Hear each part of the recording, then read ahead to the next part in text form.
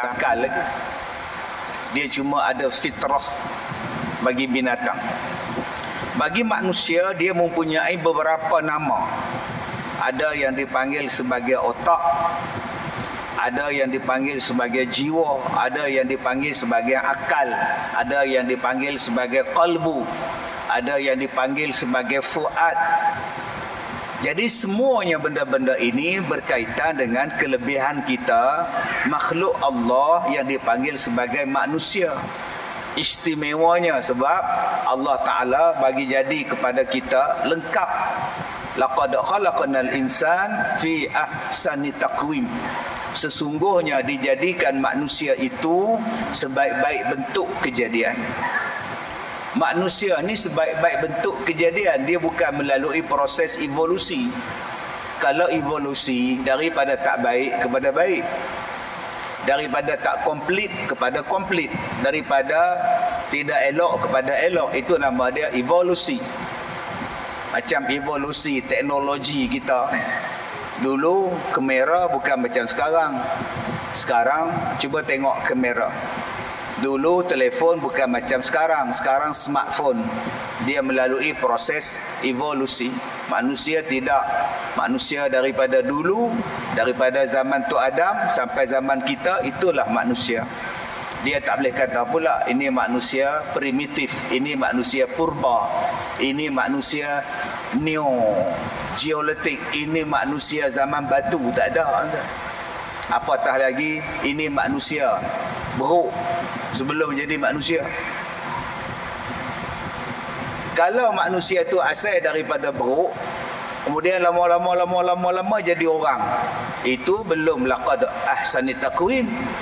Bukan dipanggil sebagai laqad khalaqnal insan fi ahsani taqwim, sebab dia melalui proses daripada beruk berjalan kaki 4, beruk berjalan kaki 2, beruk tegak sampai hilang bulu jadi orang. Itu bukan ahsani taqwim. Ahsani taqwim tu maknanya memang jadi elok lah. Jadi faham dalam, tanam dalam kepala otak kita tu, manusia bukan dari beruk.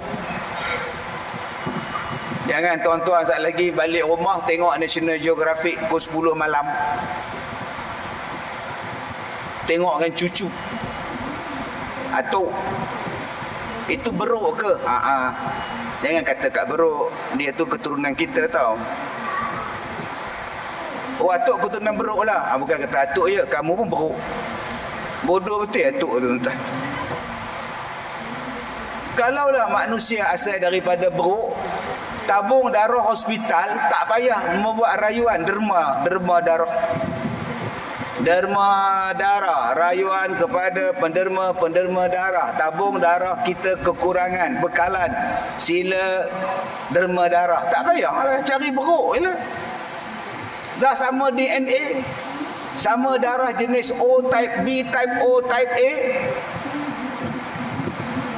Ada tuan-tuan dengar dalam televisyen pengumuman pengarah hospital, kita tidak lagi menghadapi masalah kekurangan darah sebab 50 ekor beruk telah menderma darah hari ini. Tak ada, tuan-tuan. Jadi manusia, Allah Ta'ala sebut dia dah jadi elok. Allah Ta'ala jadi elok. Bila Allah Ta'ala dah jadi elok kan, kita tak boleh ubah. Sebab itu tak boleh ubah nikmat yang Allah Ta'ala bagi pada kita. La yubaddil ni'matallah min ba'di ma ja'at fa innallaha syadidul iqab. Allah Ta'ala sebut tu. Wa man yubaddil ni'matallah. Siapa yang ubah satu bentuk nikmat yang Allah Ta'ala bagi pada dia. Tak boleh nak diubah. Dekat liha, bulu kening pergi ubah. Gelap boleh ubah. Hidung bagi mancung. Dengan dia ubah. Jantan nak jadi perempuan, transgender, tak boleh lah. Dah sempurna elok. Melainkan sesuatu yang boleh diubah untuk membolehkan dia berbuat ibadat. Contoh kembar siam, supaya dia boleh berjalan, supaya dia boleh ibadat, maka harus dipisahkan. Ataupun tangan dia, melekat jadi macam itik. Doktor kata boleh dipisahkan dia punya jari dia ni supaya boleh bergerak, silakan. Ataupun mulut dia terbelah supaya dia boleh bercakap, supaya dia boleh baca Quran, supaya dia boleh berzikir, maka harus diubah. Yang lain-lain tak boleh ubah dah. Duduk diam-diam. Ustaz, saya botak. Soalan, boleh tak saya tanam rambut? Tanam di tanah ke tanam di mana? Tanam di tanah nak buat apa Ustaz? Tanam di kepala saya lah supaya rambut saya banyak balik. Rambut siapa yang abang tanam? Saya ambil rambut saya yang ada baki ni, ambil tanam balik. Oh, kalau rambut sendiri tak apa. Jangan ambil rambut orang lain. Tidakkah itu mengubah ciptaan Allah? Terpulang, hukum dia harus. Itu tak dikira mengubah. Asal abang ada rambut dah? Ada, silakan. Yang tak bolehnya abang pergi pakai rambut palsu. Ustaz, ni rambut palsu ni bukan rambut orang, rambut plastik Ustaz. Laki-laki tak payah duduk dia. Tuan-tuan yang saya hormati, sebab itu Allah Ta'ala bekalkan kepada kita akal. Maka gunakanlah akal yang terbaik yang Allah Ta'ala bagi untuk kebaikan kita di dunia. Rabbana atina fid dunya hasanah. Minta kebaikan di dunia. Maka bagaimana nak bagi baik dalam dunia? Otak Allah bagi. Fikirkan.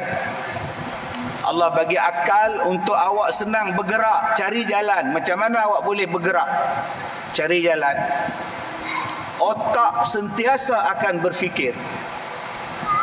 Dulu orang buat wheelchair, jenuh. Kadang-kadang dia nak tolak dengan tangan pun tak boleh. Tangan dia Parkinson. Jalan tak boleh. Orang kena tolak di belakang. Orang nak tolak tu pun dia pun Parkinson juga. Macam mana nak nolak? Maka manusia berfikir, hari ini wheelchair bukan lagi tolak dengan tangan. Hari ini wheelchair dia kontrol dekat depan. Hari ini wheelchair boleh jadi motosikal. Boleh datang masjid naik motosikal. Di charge, kemudian boleh bertahan 2-3 hari. Dalam rumah dia boleh pakai. Tak perlu lagi dah. Ustaz, tangan saya ni kudung. Dua belah tangan kudung Ustaz. Macam mana boleh kudung? Saya meniaga tebu. Bulan Ramadan, air tebu. Begitu? Sambil berbual, sambil mesin tebu. Saya terlupa masukkan tebu. Saya masukkan tangan Ustaz. Hancur tangan saya. Kena potong. Soalan saya, macam mana saya nak buang air besar, nak basuh Ustaz? Saya dah tua bangka, siapa nak basuh saya punya najis? Otak berfikir. Awak jadikan satu tandas, daripada tandas awak keluarkan pipe simbah awak punya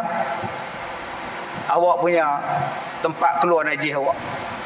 Ustaz faham tak saya tak ada tangan? Faham? Habis tu macam mana air tu nak keluar saya tak tekan dengan tangan? Ciptalah tekan dengan kaki. Kaki saya pun kudung Ustaz. Oh sudah. Tangan tak ada, kaki pun tak ada. Habis tu macam mana Ustaz?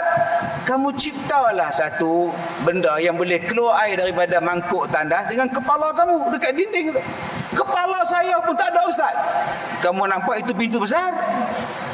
Tuan-tuan yang saya hormati, apa sahaja jawapan akan ada bila tuan-tuan berfikir. Kita cadang nak buat masjid, silakan. Dah buat panas lah, pasanglah kipas. Setiap tiang kita pasang 3 kipas. Akhirnya dapat. Orang tengah-tengah pula tak dapat kipas. I say man, pasang kipas helikopter. Selesai masalah. Itu otak. Ustaz, kipas helikopter pun tak boleh Ustaz. Apa pasal?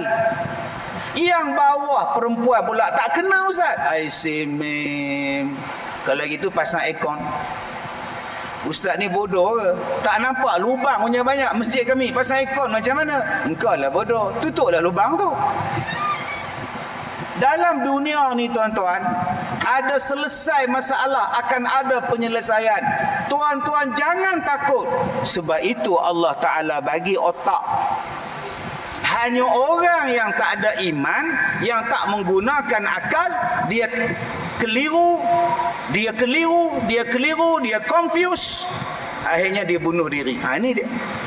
Sebab dia tak mau gunakan iman, tak mau gunakan otak dia, tuan-tuan. Tuan-tuan yang saya muliakan, benda ini disebut oleh Allah di dalam Al-Quran surah Luqman. A'udzubillahi minasyaitonir rajim. Alam tarau anna Allah sakhkhara lakum ma fis samawati wa ma fil ard wa asbagha 'alaikum ni'amahu zahiratan wa batinah. Tidakkah kamu melihat kami memudahkan urusan kamu di langit dan kami memudahkan urusan kamu di bumi? Di langit kamu mudah urusan, di bumi pun kami mudahkan urusan pada kamu.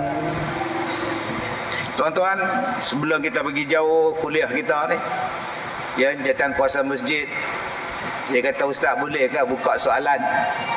Boleh, apa masalah? Tuan-tuan nak soal, jawab belum tentu. Masalah yang sesoal, tuan-tuan, kalau saya tak mau jawab, peduli apa saya kan? Jadi tuan-tuan yang mana nak buat soalan, tuan-tuan boleh bertulis ataupun tuan-tuan boleh WhatsApp kepada jawatan kuasa masjid. Berapa nombor dia? Tuan Haji. Sila.